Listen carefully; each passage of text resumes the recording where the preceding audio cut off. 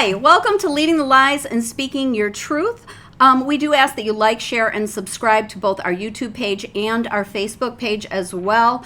I would like to first of all introduce and welcome my co-host Autumn, who looks amazing today. Autumn, thank you for joining me. Thanks, Mal. I appreciate that because we had the whole bang conversation. Yes, but it's looking good.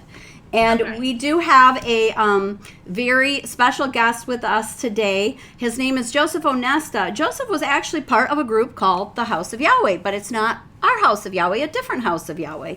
His House of Yahweh was based out of Indiana, Pennsylvania. Is that correct, Joseph? Yes, that's right. Okay.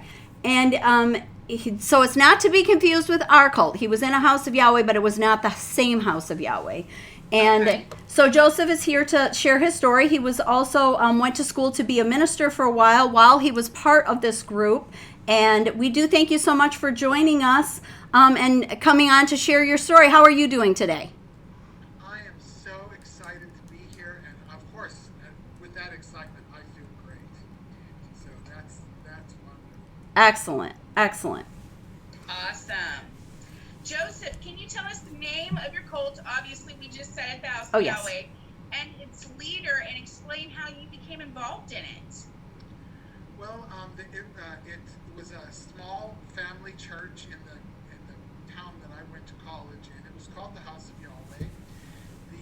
The leader was a man named Stanley Hickman, who he had this very dynamic way of preaching. It was very engaging.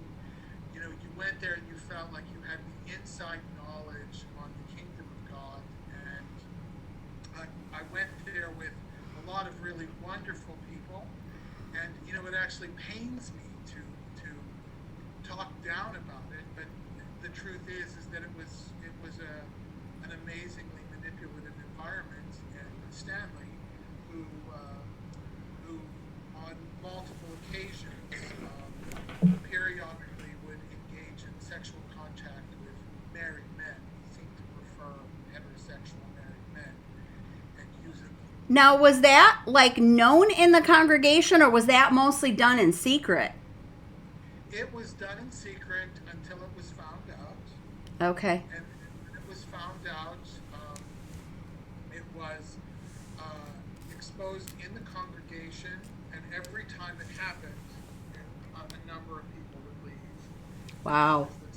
And they would say things like, well, there's no hard feelings about the people who left, but the truth was is we never talked really much to the people who left after that, unless you were particularly close with them. And when I was there, I'm gay, and so I found it really hard to judge that. I found it really hard. I mean, I was a confused young man, and just found myself in that. He never came after me, I guess, because I was gay, but maybe I just wasn't. He never came.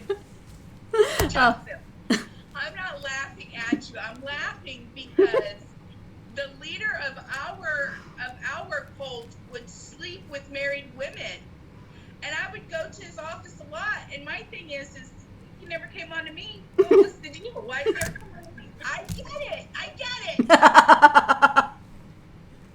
I'm actually kind of glad, I mean, honestly, I think that messed me up quite a bit.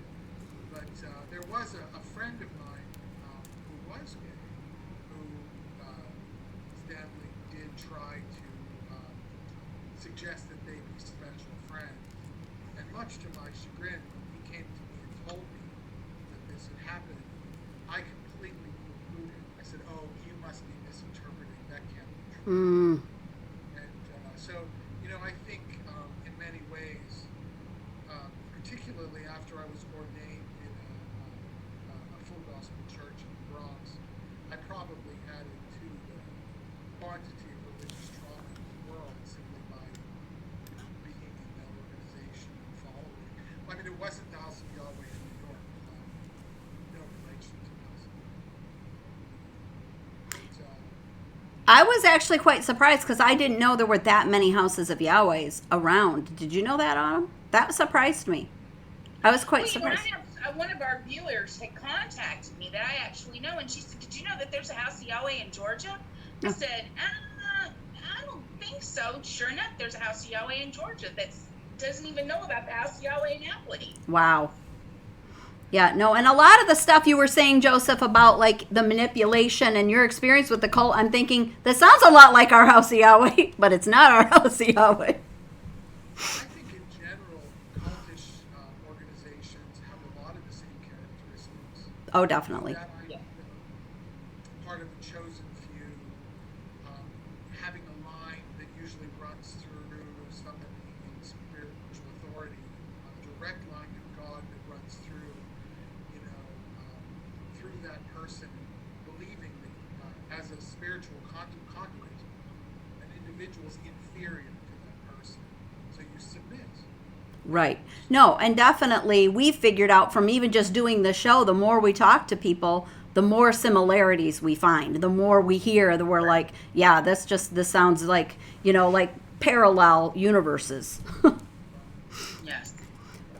So how did your group in particular differ from more mainstream type religions? Well, more mainstream religions wouldn't have a problem. You know, I think every church has a kind of induction mode where if you want to join the church, you have to go to a special class and learn what the doctrine is and things like that. Of course, subtly, that is, this is what we believe, and if you're going to be here, you're going to believe that too. Right. At the House of Yahweh church that I attended, it was very simply just you go and I remember one event when Stanley had been discovered. Maybe I shouldn't believe him, I don't know, but when Stanley had been discovered, they had a meeting in the basement of the church, and it was invitation only to those who considered themselves members of the congregation. So even just by going down the steps, you were making a commitment to the church. And then they discussed it, and they said, well, you can leave if you want to, and some people did. But most mainstream churches wouldn't insulate like that. And for me, in my own personal experience, I believe that when I moved to New York City, I was moving with the blessing of the elders and the pastor. But when I came back for a visit, I found out that wasn't the case. That I was basically shunned and received askance glances from other people in the congregation. And so, I kind of realized at that moment that I had done something wrong. I'd even brought a young friend with me from my church in the Bronx. I'm saying, oh, this is going to be great. You're going to love it. It's really wonderful. And it turned out to be a rather disastrous visit. So, I grew up Roman Catholic. Anytime I set foot in a Catholic church, people are glad to see me. And no one asks me, well, are you coming back? Which is what happened. Oh. So that's really one of the, it was just that sort of, we've got a wall around us. We're a community. Wow. Stanley, what were some of the abusive behaviors or tactics you witnessed or became aware of while you were a part of the group? There were a couple. He would say things like, which I think most people with the same mind would find astonishing. I could afford to be closed-minded. I'm right. And, and what it would say that if you disagree with him, you're wrong. And I never, ever met anybody in that group who ever said that they disagreed with him. And so, of course, I wouldn't. I was just a young man at the time, and experiencing my own commitments.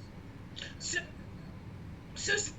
Joseph, he would literally say that this was him, and nobody could. This is what he thought. He was right. Nobody could disagree with him. Well, he never said nobody could disagree with him, but what he would say was that he had this. He would this very inspired preaching. I will tell you, he had it down pat. And you would be convinced that he was convinced, and that if he were right and you disagreed, then you just needed to learn more. You needed to study and become more spiritual and become more developed. And so that was the kind of motivation as a student. I literally stayed in that town from undergraduate to graduate because I didn't want to leave. And when I was with my graduate degree, and I was a critical thinker in everything except religion. I was a critical thinker. And so when it came to finally leaving the town, I couldn't get a job. I mean, the best job I got was selling plastic suits at Montgomery Ward's. And so it's like, I have a master's degree. I need to earn money. I need to pay back my student loans. And Now, what was the reason for that? Was that because of your self-esteem, or did you lack some social issues from being part of the group? What was the reasoning? There was just nothing in that town apart from me. Oh, okay. It is a very small town. There were people who had little businesses. Like there were people in the church who sold novelties, like those things that you get at conferences with your name on it. Right. Yeah. And I could have sold those, I suppose. But it's like, wait a minute, I have a degree. So it was just a lack of opportunity in that specific town. Yeah, oh, absolutely. And there were people who stayed and made their own opportunities. One of my dear friends, who she and her husband and their child had weathered several of these episodes with Stanley, and when he seemed to try to attempt with their teenage son the same thing, she and her husband vowed to not leave that congregation before he did. So, what actually happened, and I admire her to no end. But she had some of us back for a lunch once. She became a caterer.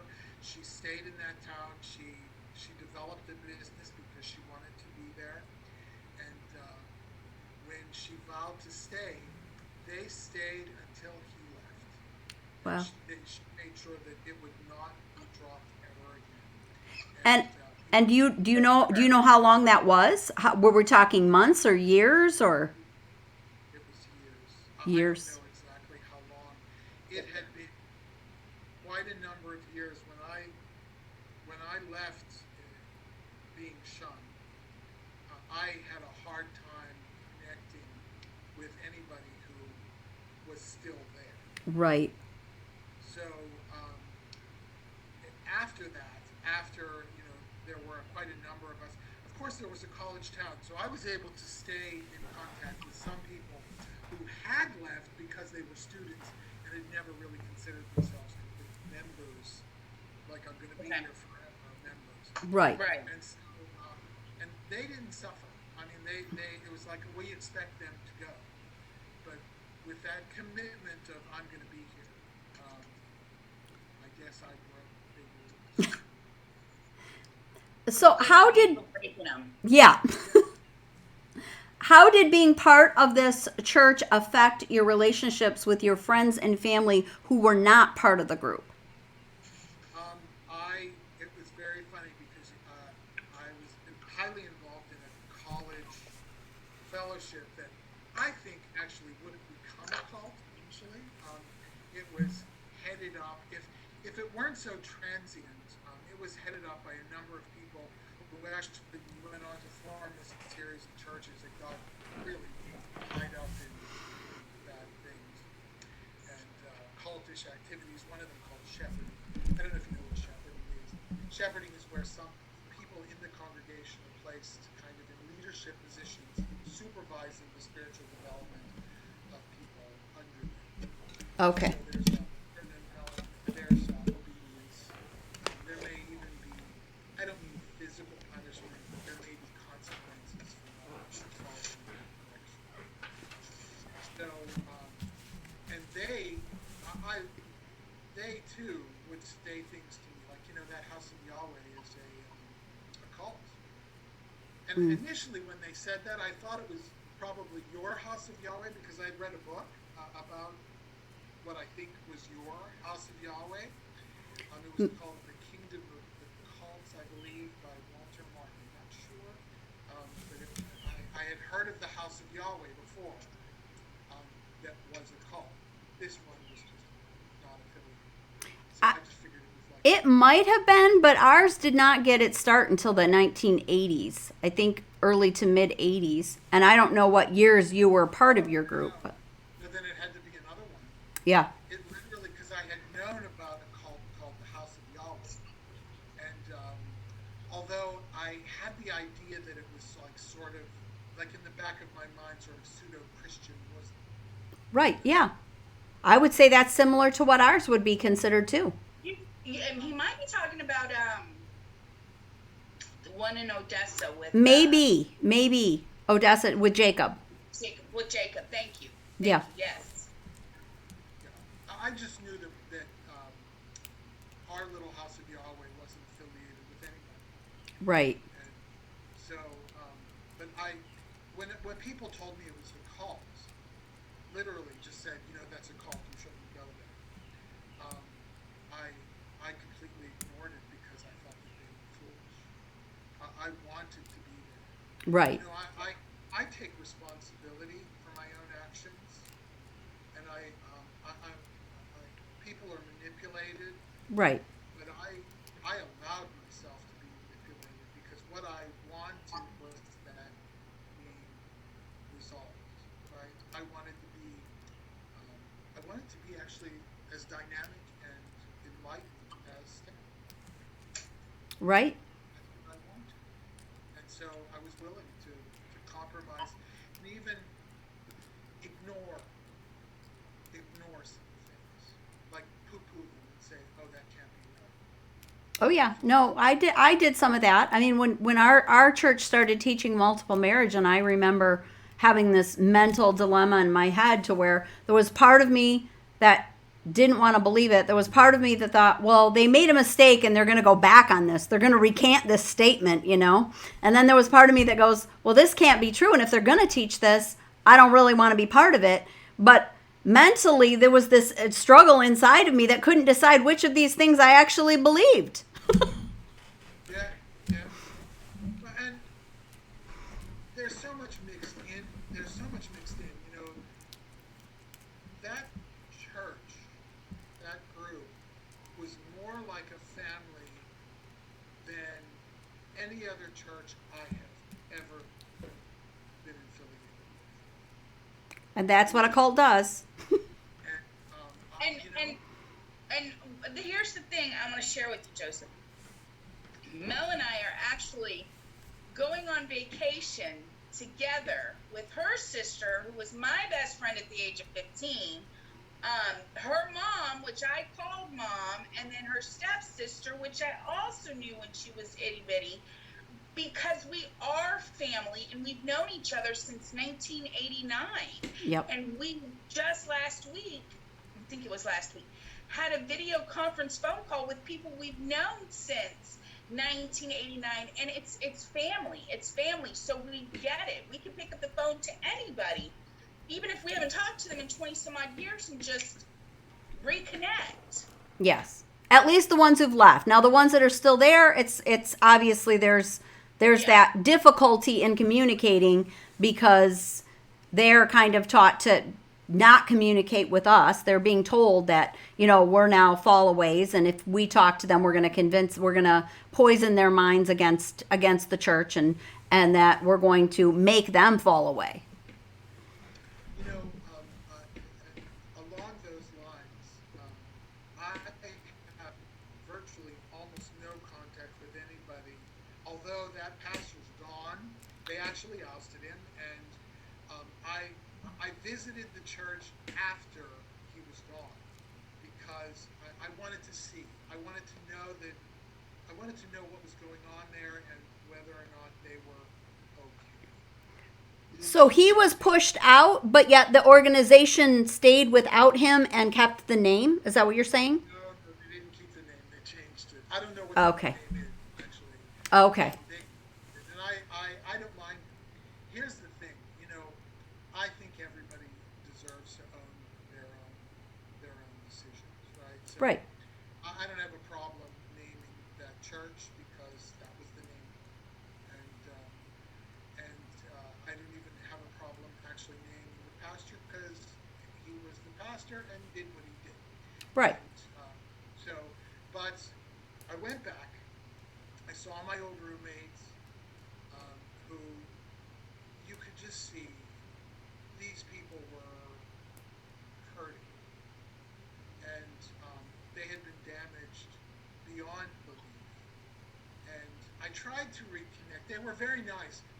There was no shunning at that point. Like they realized that I had survived, and they were the ones that had stayed. And with the few people that were left there that still remember, and they were okay, but I have been unable, like with my roommate. It's like I wanted to rekindle our friendship, just Because you still feel that bond. I mean, that's why Autumn and I are still friends. yeah. And he just had me. I mean, we talked. He was very nice, very cordial to me, but it wasn't like that was ever going to happen. Right. I'm sorry. You get over it and you realize that there are it's hard to. I remember leaving that church that day, thinking, okay, there's no point in ever coming back. And I sat in my car and I thought, I'm probably never going to hear from him again, my roommate, and never did. Wow. So with that, Joseph, when and why did you initially disconnect from the group? Well, I went for a job. I was hired to teach at City University of New York. I taught English as a second language to college students who were immigrants. And I needed to get that job because I really believed I had been called to the mission field, and that I needed to pay off my debts, and it was likely that I was engaged to a woman at the time, because we believed God wanted us to marry, and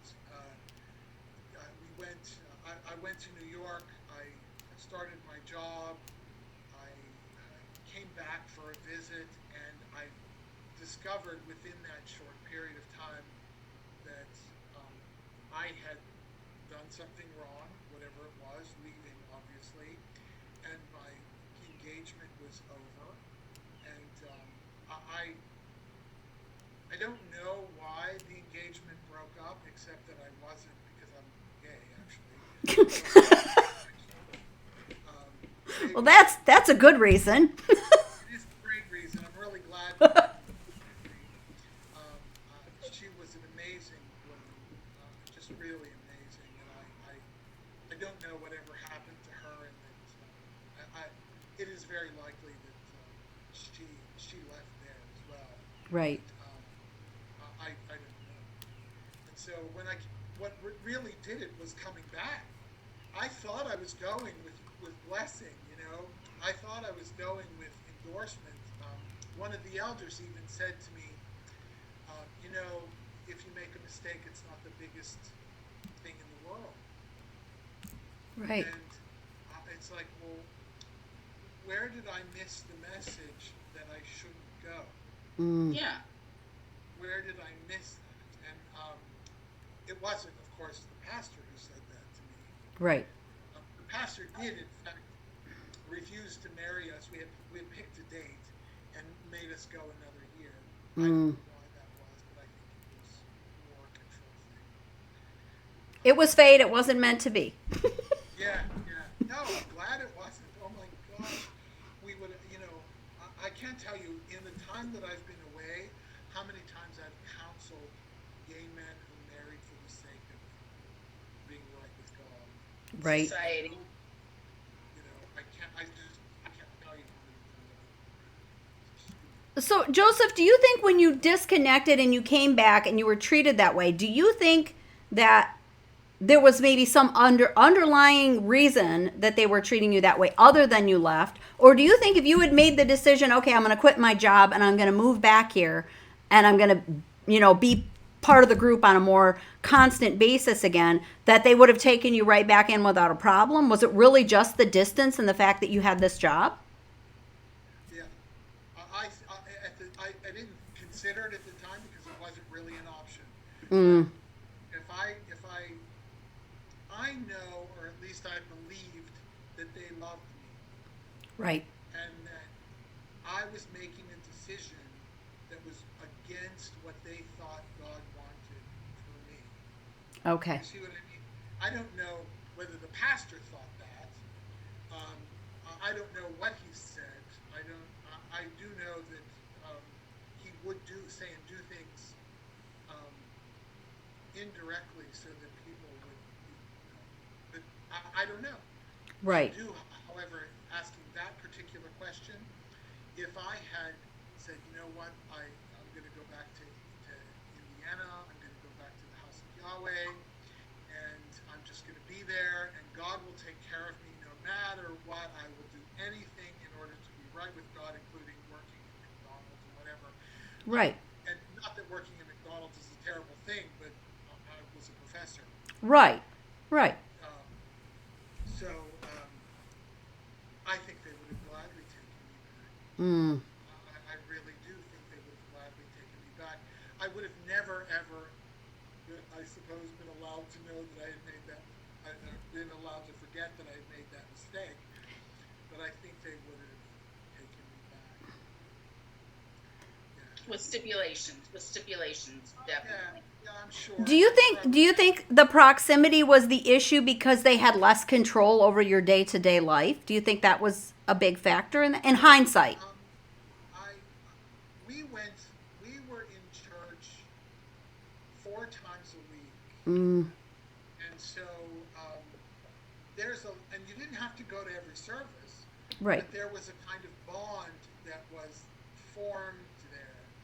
And when I left, I don't know what was said after I left. Right. I really, no one has ever told me that. Maybe I could convince someone to tell me that. So maybe, in other words, maybe you did leave with blessings, but there were conversations that happened after you left that changed their mind and they decided that it wasn't a good decision for you. And so maybe the vibe that you got before you left really was accurate and they changed their mind based on conversations they had when you were no longer there. I would embrace that. The funny thing is that my roommate and his best friend actually drove me to New York. Mm, You know what I mean? It's like, right. this wasn't a kosher thing to do.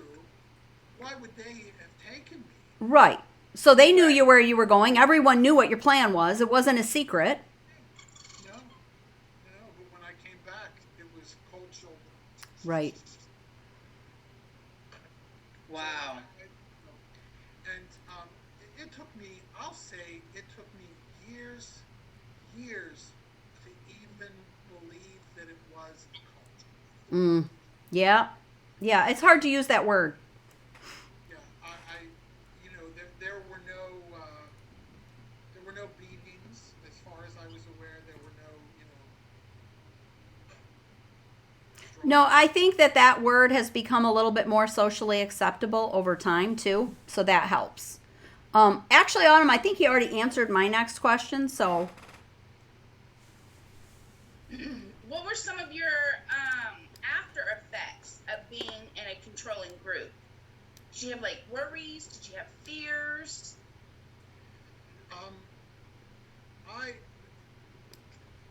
What happened to me when I went to New York is I got involved in another church.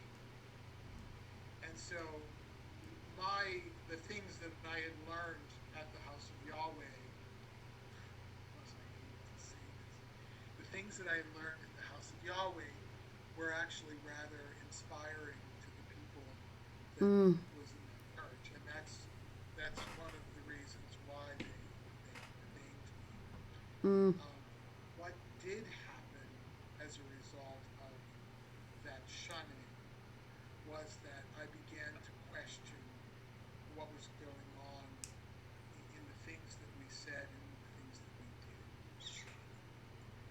so in my role as a pastor, assistant pastor, by the way, I wasn't the top notch.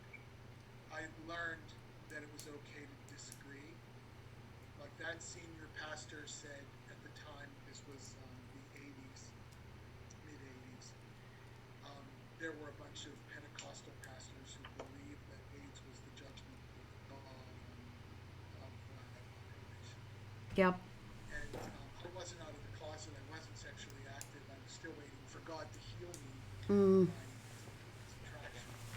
But when he said that, I looked at him and I said, "How could you say that? That it's the judgment of God? I mean, really? When God judges people, he annihilates them. You know, this isn't. This is. I mean, I question. That Yeah. was a big. No, that sounds very harsh and unloving to me. Well, and it should because it was, and it still is.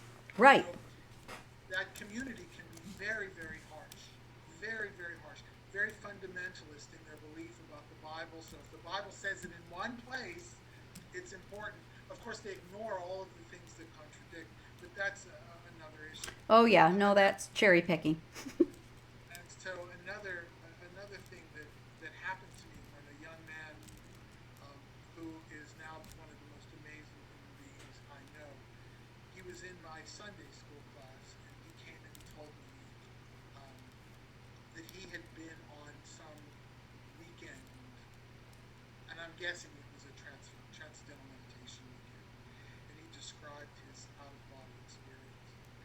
And I looked at him. He asked me. He said, "Joseph, I need to know what to believe." And I was suddenly in that position of standing. And I looked at him and I said, "I can tell you what I am. I can tell you what the Bible says, and I can tell you what just about everybody in this congregation would say. But as far as what you actually believe, that's for you to tell me." Right. And I said, I want you to make me a promise. Just come back in a week and tell me what you believe. Just come back and tell me. I don't want you to not go. I don't want you to go away forever. Right. Right. But I want you to let me know. And he came back. He stayed with me. I don't know that he was terribly connected to the rest of the church, but he stayed in my class until I eventually left. We're down to about 5 minutes, and we only have a couple questions left, but I think we are going to need to do 2 parts. So the second part will probably be fairly short. But we'll come right back. But before we go on to part 2, I am going to ask the question to get the audience interested in your answer, so they'll want to come back and watch part 2. So the question is, what have you done to work towards your own recovery and healing since your experience with this group? So you can think about your answer, and then we'll send a new link and we'll come back for part 2. All right. Okay.